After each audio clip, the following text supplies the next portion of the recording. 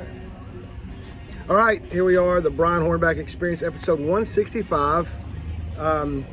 Not in the Old Forge Distilling Podcast Studio, out and about. This time I'm in Farragut. There's this place called, and they're not paying any sponsorship for this, Summer Moon Coffee. When I first met my guest, Lauren Morgan, the Republican nominee for 5th District Knox County School Board, she had a, I think it was larger than that cup, but anyway, she had a Summer Of Moon. that? Well, not of that, but the cup. Out of the Anyway, cup. Okay, gotcha. the cup, Summer Moon. So I'm like, hey, we need to meet to do your general election podcast. Let's do it at Summer Moon. So here we are. It's a great place. And it's full in there. It is full. And it's 11:30 in the morning. Yeah, it stays pretty busy. It's a weekday. Yes. So we're outside. So anyway, In the sun. In the I sun. need sunglasses on. I feel I'm like. prepared. Yeah, I I was not definitely. prepared for that. Well, I got the hat, You were but prepared. I don't have sunglasses. But it's kind of unusual for me to be available on a weekday. But hey, I'm off today, my real job. All right. So no opponent in the Republican primary. What about that? Right. Yes, that was nice. That was a great, pretty lovely setup. I did get to have a little bit of a test run because I did have somebody else who was running against me for a while and then ended up not turning in their petition. Right. So it gave me a chance to really get a little bit of experience under my belt with having an opponent, but then I ended up not having one. So But you now still I got do you have still one. got out and you still did that. I mean, I did. We knocked 1,000 doors. We got to do a lot of things and get my name out there, get to know people in the community, get our goals out there, everything. ready to go on your doorknob. We are ready to do lots of door knocking this week, the next month or so. There's the family. There's the family. I just met all 3 children. They're all inside Summer Moon. They are. love Summer Moon. They would come every day, but And they they don't pay the bills. They don't really have a kids menu price in there either, do they? No. Anyway. No, and 2 of mine are like full-fledged, like eating off adult menus, Right. eating adult amounts now too. Speaking of children, so this gets to be a new experience for you and your husband Tommy, in the fact that you can now ignore Farragut Primary on Campbell Station Road as a parent. Oh, right, as a hopeful school board member. But you'll would be- do all kinds of things. Right, but yes, so we just graduated out of the primary school. My youngest is going to 3rd grade, which for those who are watching and listening who don't live in Farragut, we're one of the only, if not the only, there's probably another, or did they get rid of it? No, there's still Sunnyview and Chilhowie that are primary Okay. intermediates. So it's very unusual these days to have a primary and an intermediate in Knox County schools, but Right. we do have that. So my youngest just finished 2nd grade and is moving to 3rd grade, which means we are done with the primary school as a family. And it's hard, it's weird, it's a different, because that's a sweet school. It's a Right. it truly does feel like a primary experience. And then you move to 3rd and it's a lot more older kid-like. And then the 3rd rigorous. is kind of adjusted to the middle school. They are, So- if they share a building. Right. So, yeah, it feels very much like, and there's one entrance and there's one way in, one way out. And so when you're dropping kids off there at the intermediate school, you see middle schoolers there. And so it really feels like they grow up a lot when they move to the intermediate Right. school, for sure. So that's a good segue into kind of what the school board has done, I guess, since January. We're doing this on June the 10th. I have to keep reminding myself what day it is. But last week, the school board approved the schematic. That's basically the grand plan for the new elementary school in Farragut. It's going to be off of, is it Boriff Road? Boring, right? Boring Road. And so ultimately, and you were involved in the process as a candidate because they had some community meetings. And I think in the initial podcast we did during the primary, we did it right after the school board, because they came out and they said, this is what we're going to do. And some of your folks in the PTOs, PTAs said, well, what about this idea? And in all the years of watching school board, I don't know that I've ever seen an administration change their idea, and they did. They had said from the beginning that they would be very receptive to the community's input, and that's one of the things that I do love about this administration that we have. The staff that Dr. Reiswick has put together is that they are very much like, we want to do what's best for the community. It's not just they think they have the best idea and they're going to go with it. So they presented 3 options, and they took a lot of community feedback. They did 3 community interest meetings, and yes, there were parents who came back and said, like, well, what about this option, but also this, and this. And there are a lot of reasons that I have no idea about why they came up with the options they came up with, but they did really take, as for the administration, because I don't know the details of the land and what you can and can't build, and what I don't know all that stuff at all. They do, they're the experts on that. So they took the community feedback and said, we're going to do an elementary school, because the community was pretty firm in saying they did not want a new middle school. So they are doing a new elementary school, and then they're changing the intermediate and primaries to be K-5s. So we will have 3 K through 5 elementary schools here in Farragut, instead of having a primary and an intermediate school. And they're actually already starting on those changes. They started working on the bathrooms at the intermediate school before the end of the school year, and they're working on the bathrooms at the middle school and primary school. I hear those are real pleasant, the middle school bathrooms. I mean, that's a whole separate podcast you and Jack could probably do. That would be good. That would have high entertainment value. I wouldn't go to the bathroom there if I would do whatever I needed to not. I went to that last public hearing, and it wasn't until I left that I heard that the bathrooms were a must-see, but unfortunately, I apparently had not drank enough. They have not been touched since I went there, I'm pretty sure, so it's been a minute. Wow.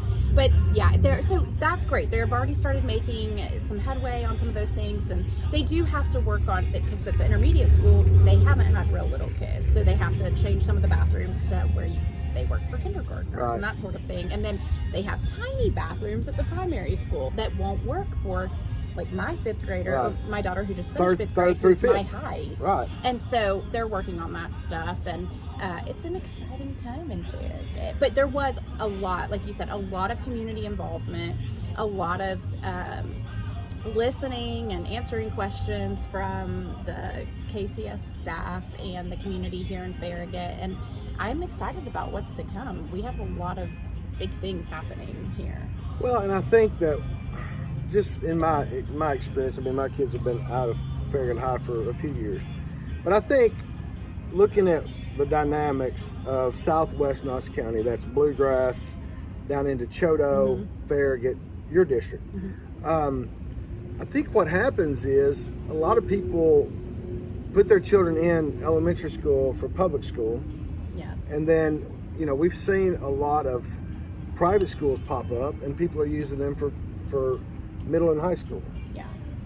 And so, I think that's the reason that the numbers were low, both currently at middle school and high school, where they weren't drastically overpopulated like they are in the elementary school. Now, once Knox County spends millions and millions of dollars on 3 elementary schools, who knows what's going to happen. That is true, because we have the major overcrowding at the elementary level. By the time those kids, or even my older elementary and middle school, get to the high school, it will be overcrowded. But at this point, it's at max capacity, and the middle school was the only one that was not technically overcrowded. And you are right, middle school is a time where a lot of people do tend to go, if they're going to go to private school, it seems to be a point where a lot of people do. I would say we've had a fantastic experience at Farragut Middle School so far, and hopeful that that's the case for the next one moving in. And as a parent who survived elementary, middle, and high, middle is that year, are those years where kids are kind of finding themselves. It's a hard time. It takes the most amazingly special, qualified, called people to invest in middle schoolers, because they're not always the easiest to be around. Because in the 70s, it would have been 1973 to 1980, I was in a Knox County elementary school, but it was K through 8. Mm-hmm. So we don't have those anymore, but those were, I don't know, I call them the good old days, but I had a good principal for the first, from 2nd grade to 7th grade, and then we had a guy come the 8th grade year that we just agreed to disagree. So what else is going on in the 5th district, school board district? What do you? Yeah, so we have obviously the new school. We did see on the way over here that they're repaving the parking lot at the primary school. Oh, wow. Amazing. I blew right by there and didn't even notice. Yeah, they have torn up the parking lot, and anybody who's ever been in there knows how badly that is needed. So that was exciting. It's just a lot. Oh, they're getting a new roof at the high school right now. I mean, all kinds of stuff is just happening at the Farragut School, so that's good. And then I am just out talking to people. We're putting out signs. We're knocking on doors. Just really excited to meet more people here in our community and to get to share more about why I am passionate about our schools and our students and being on the school board. Well, and in a previous podcast, actually the one just before yours, I'd kind of gone through by memory all 9 members of the school board, and the fact that with your election, and if Angie Gothert wins in the 3rd district, that kind of puts the 2 of you with Betsy Henderson to kind of be the current moms, right, the current parents of representation on the school board. And it's an interesting dynamic. You have a preacher, you have a former teacher, you have a couple of business folks. Well, I guess I did kind of say, well, Travis Wright does have a kid in school, so he does bring that's it. true. Travis does. And he's a former, I kind of inadvertently put him in the coach category because he's been a volunteer middle school coach, but he's a coach and a dad. But it gives a good balanced perspective, I think, of the school board.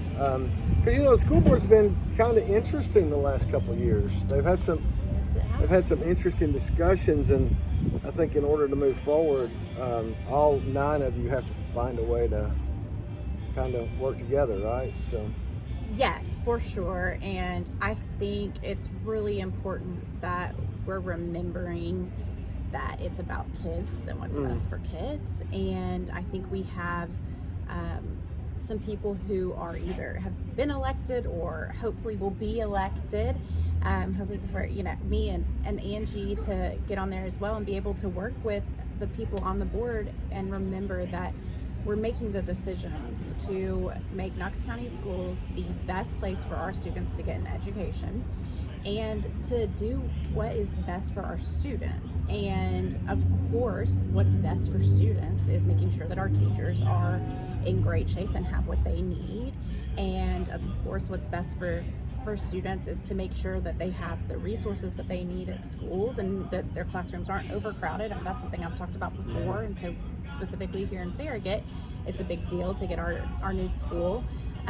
But making sure that we can work together and not have other agendas or thinking about ourselves, and that we're on there for doing what's best for our students and making sure student achievement is our top priority. Well, and one thing the school board did this year is they brought down they brought up the salary for teachers and for non-certified. I know that as we're taping this, there's some consternation. I think the next couple of weeks, the school system's going to kind of figure out if they missed a number or two on some of the non-certified folks. But ultimately, you're coming into the school board probably at a very good time because the pay's now competitive. Even when I was on the board 20 years ago, the pay was not competitive. We lost people to Oak Ridge. We lost people to the Blount County schools. So, things are really looking up. So hopefully, this will be a time when, you having kids, particularly in school now, you can bring a good perspective to the discussions. Yes. But, at the end of the day, public forum produces people who sometimes just want attention and want to talk about issues that are good for political blogs and good for Facebook. But you have to, as a body, the board has to move beyond that.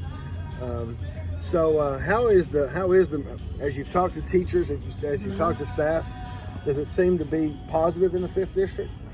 I think so. I mean, so like you said, they talked about in the last school board meeting that they had just given, not all the teachers had received their notice. Right. Not all the staff, I should say, had received their notice. And I have heard from some staff who are maybe not in the classroom who were surprised with where they were at. And like you said, they're looking at that, and I do appreciate that they had set up already a form to fill out, and if you have questions or there's a discrepancy that you weren't expecting, to go ahead and fill that out. And in the meeting, Ms. Himmelgarn had said they're going through all of that. They've gotten a lot of responses, they anticipated getting more, and they're going through all of that. And so I'm curious to see how that looks when they go through all of that and how that shakes out. It seems like for all of our teachers who are in the classroom that they did get the raise that they were told they were going to get, and that was what was said, was that teachers were going to be getting a pay increase. And it is so important that we're paying our teachers competitively. I know every single year we've gotten to the end of the year with my kids, every single year that my kids have been in school, we have gotten to the end of the year and we have teachers leaving, good teachers leaving, and some of them are leaving. There's a variety of reasons, but all in all, we can say that if we're not paying our teachers well, and if they're leaving to go to the counties around us because they can get paid higher and they feel like they have more of the resources they need, then that's a problem, because we need to be able to retain and recruit the best educators here in Knoxville, in Knox County. And so I think by making our teachers pay at the market standard to make it competitive to the areas around us and what it should be, this is huge. It's a big step. And when the board had first voted to do that, I was actually in the schools the next day, and I had teachers coming up to me like, is this actually happening? Is this true? Like, what's the catch? Like, there is no catch. This is true. It is happening. It's real. And that is such an amazing thing to see our teachers feel valued. And we can say it with words, there are different ways we can do things, but there aren't tons of ways in the world we live in right now where you have a job and you're shown you're valued, besides your pay value you. And so it's been really good to be able to kind of level that out and show our teachers, we value you, you are worth this, and we're raising your pay. And I'm so happy that the board has done that. So happy that they've been able to get our teachers where they need to be. And then as for all the other staff members, I'm super interested to see what they figure out, because I know that Ms. Himmelgarn had said there are some mistakes that are made, some things need to be clarified, and I know they had said some of those were already, their pay was more market value anyway, so they're not going to see as big of a pay increase as the teachers will, and that sort of thing. But I know they're working on all of that, and it's an exciting time. Teachers, I will say, we've been on how many weeks of summer? 3, 4? Yeah, something like that. 17? I'm kidding. Love having my children home with me. Love it so much. And I always respect our teachers so much. I do not know how, I'm not gifted to be a teacher. I don't know how they do it. It's amazing the way that they can control a classroom and teach kids the way they do, and see the kids whose capacity for learning is up here and those who require so much more to bring them along.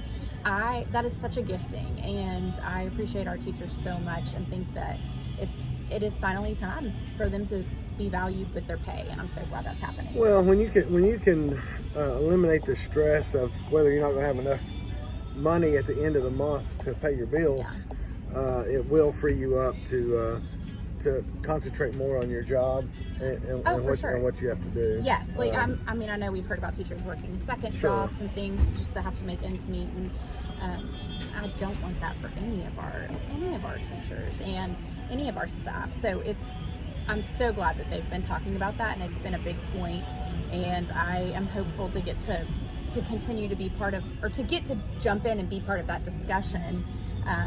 Being elected to the board would be just a wonderful thing to get to continue to advocate for all of that stuff for those who are pouring into our kids, because truly we want the best teachers here in Knox County. Like, everybody says that, but it makes the biggest difference. I can tell you the teachers that we had this year who literally changed my kids' lives. Wow. And one who has advocated for my daughter more than anybody ever has. Like, we will never forget that. And it's just, my kids see them out and about, and kids in general do. I tell the teachers this all the time. They're celebrities. If my kids see their teacher, like we saw my rising third grader, we saw her second grade teacher out somewhere, and she came running up to me and was like, oh, I just so excited. Like, I just saw a teacher in the wild. Yes, she just truly, celebrity sighting. They make the biggest difference in our kids' lives, and so they deserve to have support with their pay, and then also making sure that they have what they need in their classrooms to be successful also. So most of your schools are far enough away, they're isolated enough that you really don't deal with a lot of the parental responsibility zones. I think Village Green, those people who have children in K through 2, they walk their kids. I see it in the times when I'm driving down Campbell Station. Fortunately, there's sidewalks. But your district really doesn't have the issue of parental responsibility zones. But some other districts might. You know, some of the ones in the city are closer. Right. Have you heard anything? Has the board ever talked about possibly looking at addressing the parental responsibility zones? And what that means is there's no transportation within a mile of, I think, elementary schools and a mile and a half from middle and high school. And really and truthfully, that conversation has really not erupted in the last couple of years. So I'm tending to think that people have gotten to where it's not an issue. Yeah, I have not heard a lot about it. I have knocked on a couple of doors where I have had grandparents tell me about their kids who live at their grandkids who live in a different district. They're in Knox County Schools, but live in a different district, and do have to walk to school or get to school where it's maybe not the safest. And so I've heard that from a couple of people, again, about other districts. Here in the 5th district, it's not too much of an issue. I know I have friends who may live inside of the PRZ for the primary school, for example, and so they are for the most part able to work it out through carpooling or walking or dropping off or whatever. It would be interesting to see. I have not heard a lot about it in watching the board meetings, but is that something that's been around for a long time? Oh yeah, it was in existence when you were on the board, 20 years ago it was in existence. Yeah. I think they put it into place when the city voted out of the school business, and the county had to take over the schools because, fortunately, in the city they could ride the K-Trans, but the county didn't want to. I guess that was part of the give and take when the city voted out of the school business and the county had to take them over. Yeah, because I remember even as a kid going to Knox County schools. We lived in the neighborhood right behind Bluegrass, and that was where I went for kindergarten, and so we had to walk to school or get picked up or whatever. There was no bus. You had to walk uphill both ways in snow and obviously, because we go to school in the snow. Absolutely. Yeah.